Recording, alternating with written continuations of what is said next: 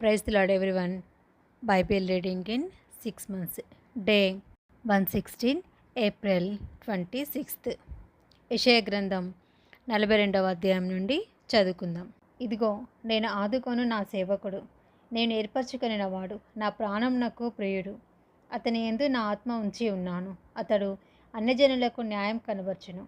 అతడు కేకలు వేయడు, అరువడు. తన కంఠస్వరము వీధిలో వినబడనీయడు. నలిగిన రెల్లును అతడు విరువడు. మకమకలాడుచున్న జనపనారవత్తిని ఆర్పడు. అతడు సత్యం అనుసరించి న్యాయం కనుపర్చును. భూలోకమున న్యాయము స్థాపించే వరకు అతడు మందగిల్లడు, నలుగుడు పడడు. ద్వీపములు అతని బోధ కొరకు కనిపెట్టును.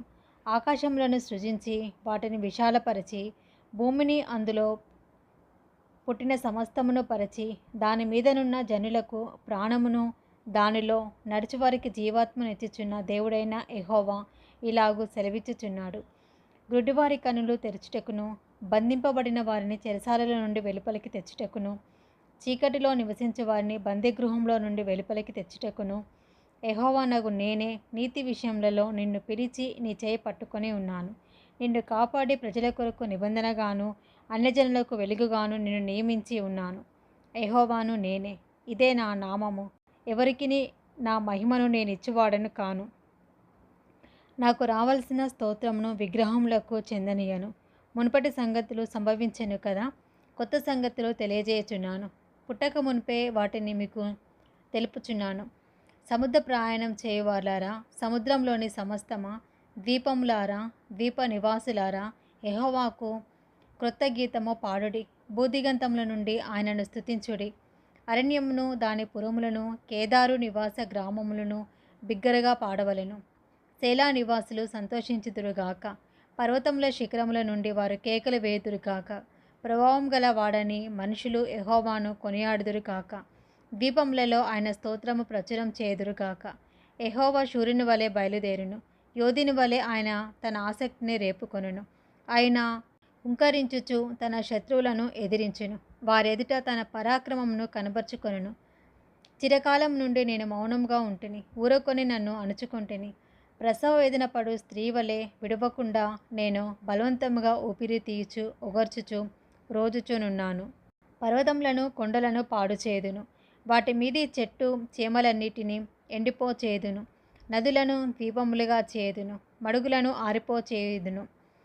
వారెరుగని మార్గమున గ్రుడ్డివారిని తీసుకొని వచ్చిదను. వారెరుగని త్రోవలలో వారిని నడిపింతును. వారెదుట చీకటిని వెలుగుగాను, వంకర త్రోవలను చక్కగాను చేయుదును. నేను వారిని విడవక ఈ కార్యములు చేయుదును. చెక్కిన విగ్రహములను ఆశ్రయించి, పోత విగ్రహములను చూచి, మీరే మాకు దేవతలని చెప్పువారు వెనుకకు తొలగి కేవలం సిగ్గుపడుచున్నారు. చెవిటివారులారా వినుడి, గ్రుడ్డివారులారా మీరు గ్రహించినట్లు ఆలోచించుడి. నా సేవకుడు తప్ప మరి ఎవడు గ్రుడ్డివాడు? నేను పంపు నా దూత తప్ప మరి ఎవడు చెవిటివాడు? నా భక్తుడు తప్ప మరి ఎవడు గ్రుడ్డివాడు? యెహోవా సేవకుడు తప్ప మరి ఎవడు గ్రుడ్డివాడు? నీవు అనేక సంగతులను చూచుచున్నావు, కానీ గ్రహింపకున్నావు. వారు చెవి ఎగిరి కానీ వినకున్నారు. యెహోవా తన నీతిని బట్టి సంతోషము కలవాడై ఉపదేశ క్రమం ఒకటి ఘనపరిచి గొప్ప చేసెను. అయినను ఈ జనము అపహరింపబడి దోపుడు సొమ్మాయను. ఎవరినూ తప్పించుకొనకుండా వారందరి గుహలలో చిక్కుబడి ఉన్నారు. వారు బందీ గృహములలో దాచబడి ఉన్నారు. దోపుడు పాలైరి, విడిపించువాడెవడనూ లేడు. అపహరింపబడిరి, తిరిగి రప్పించుమని చెప్పువాడెవడనూ లేడు. మీలో ఎవడు దానికి చెవియొగ్గును? రాబోవు కాలంనకై ఎవడు ఆలకించి వినును? యెహోవాకు విరోధంగా మనము పాపం చేసితిమి. వారు ఆయన మార్గములలో నడవనొల్లకపోయిరి. ఆయన ఉపదేశమును వారు అంగీకరింపకపోయిరి. యాకోబును దోపుడు సొమ్ముగా అప్పగించినవాడు, దోచుకొని వారికి ఇశ్రాయేలును అప్పగించినవాడు యెహోవాయే కదా. కావున ఆయన వాని మీద తన కోపాగ్నియు యుద్ధబలమును కుమ్మరించెను. అది వాని చుట్టూ అగ్ని రాజేసెను. అయినను వాడు దాన్ని గ్రహింపలేదు. అది వానికి అంటుకొనెను, కానీ వాడు మనస్సున పెట్టలేదు. యెషయా గ్రంథం 43వ అధ్యాయము. అయితే యాకోబు నిన్ను సృజించిన వాడగు యెహోవా, ఇశ్రాయేలు నిన్ను నిర్మించిన వాడగు ఇలాగు సెలవిచ్చుచున్నాడు. నేను నిన్ను విమోచించి ఉన్నాను, భయపడకము. పేరు పెట్టి నిన్ను పిలిచి ఉన్నాను, నీవు నా సొత్తు. నీవు జలములలో బడి దాటునప్పుడు నేను నీకు తోడై ఉందును. నదులలో బడి వెళ్ళినప్పుడు అవి నీ మీద పొర్లిపారవు. నీవు అగ్ని మధ్యను నడిచినప్పుడు కాలిపోవు, జ్వాలలు నిన్ను కాల్చవు. యెహోవానగు నేను నీకు దేవుడను, ఇశ్రాయేలు పరిశుద్ధ దేవుడనైన నేనే నిన్ను రక్షించువాడను. నీ ప్రాణరక్షణ క్రయముగా ఐగుప్తునిచ్చి ఉన్నాను, నీకు బదులుగా కూషును సేబాను ఇచ్చి ఉన్నాను. నీవు నా దృష్టికి ప్రియుడవైనందున గనుడవైతివి. నేను నిన్ను ప్రేమించుచున్నాను కనుక నీకు ప్రతిగా మనుషులను అప్పగించుచున్నాను, నీ ప్రాణమునకు ప్రతిగా జనములను అప్పగించుచున్నాను. భయపడకుము, నేను నీకు తోడై ఉన్నాను. తూర్పు నుండి నీ సంతానమును తెప్పించెదను, పడమటి నుండి నిన్ను సమకూర్చి రప్పించెదను. అప్పగింపమని ఉత్తర దిక్కునకు ఆజ్ఞ ఇచ్చెదను, బిగబట్టవద్దని దక్షిణ దిక్కునకు ఆజ్ఞ ఇచ్చెదను. దూరం నుండి నా కుమారులను, బూదిగంతముల నుండి నా కుమార్తెలను తెప్పించుము. నా మహిమ నిమిత్తము నేను సృజించిన వారిని, నా నామము పెట్టబడిన వారినందరినీ తెప్పించుము. నేనే వారిని కలగజేసి తిని, వారిని పుట్టించిన వాడను నేనే.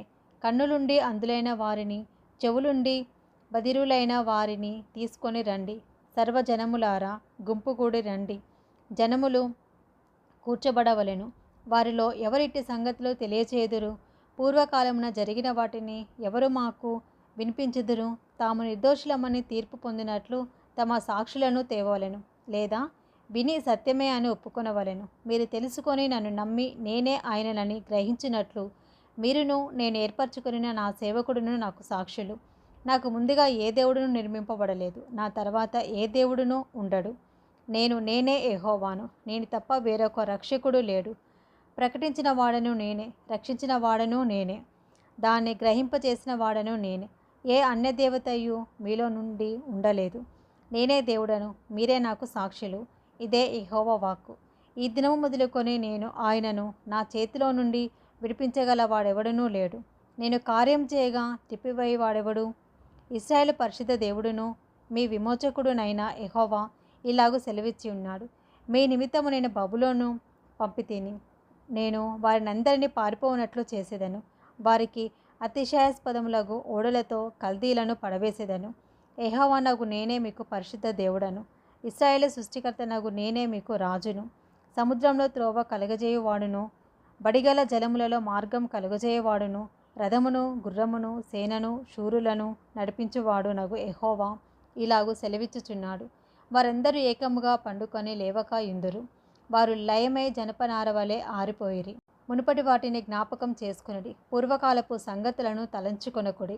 ఇదిగో నేను ఒక నూతన క్రియ చేయుచున్నాను, ఇప్పుడే అది మొలుచును, మీరు దాన్ని ఆలోచింపరా?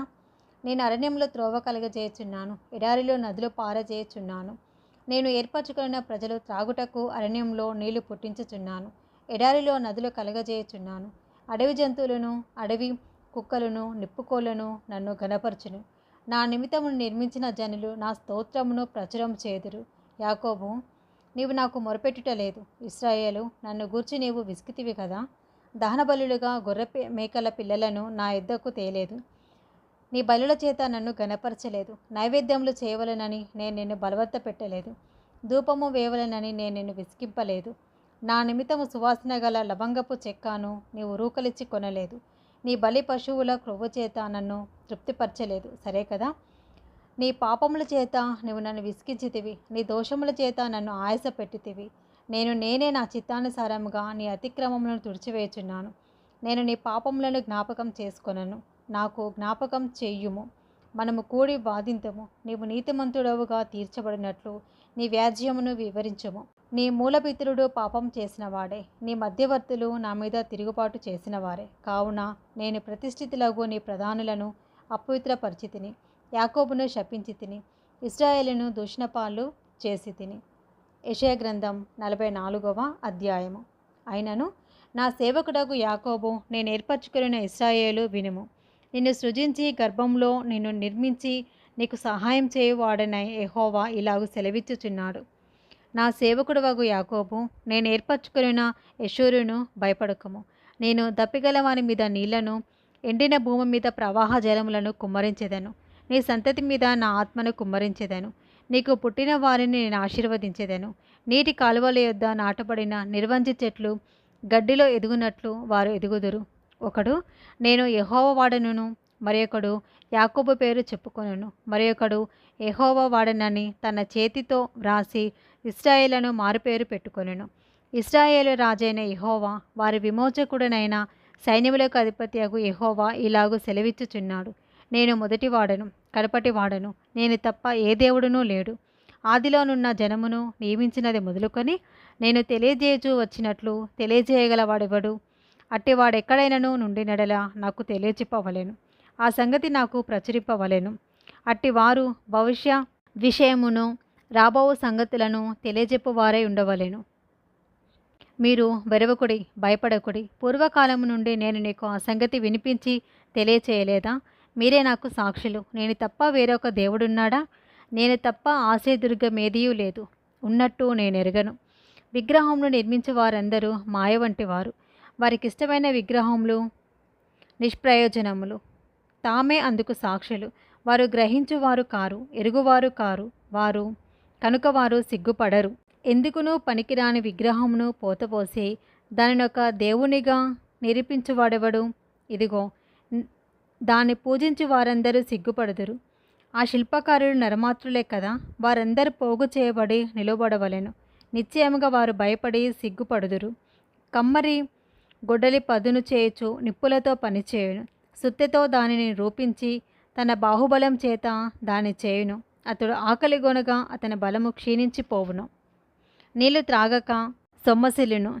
వడ్లవాడు నూలు వేసి చీర్ణముతో గీతగీచి చిత్రికలతో దాన్ని చక్కచేయును. కరకాటములతో గుర్తుపెట్టి దాన్ని రూపించును. మందిరంలో దాన్ని స్థాపింపవలెనని నరరూపము గల దానిగాను నర సౌందర్యము గల దానిగాను చేయును. ఒకడు దేవదారు చెట్లును నరుకవలెనని పూనుకొనును.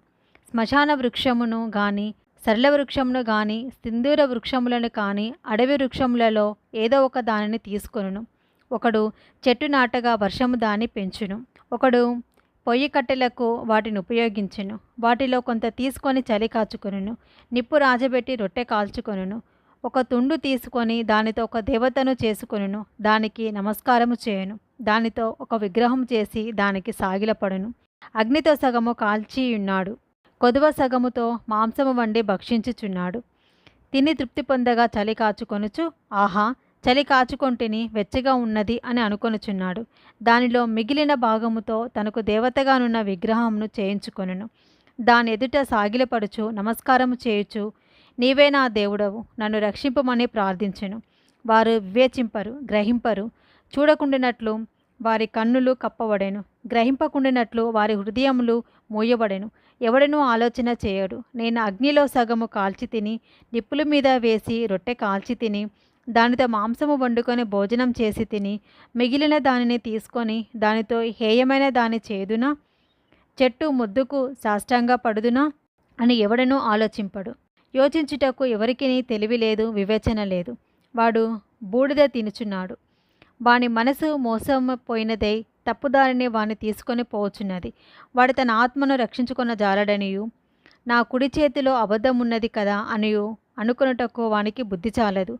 యాకోబు, ఇశ్రాయేలు, వీటిని జ్ఞాపకం చేసుకొనుము. నీవు నా సేవకుడవు, నేను నిన్ను నిర్మించి తిని. ఇశ్రాయేలు, నీవు నాకు సేవకుడవై ఉన్నావు, నేను నిన్ను మర్చిపోజాలను.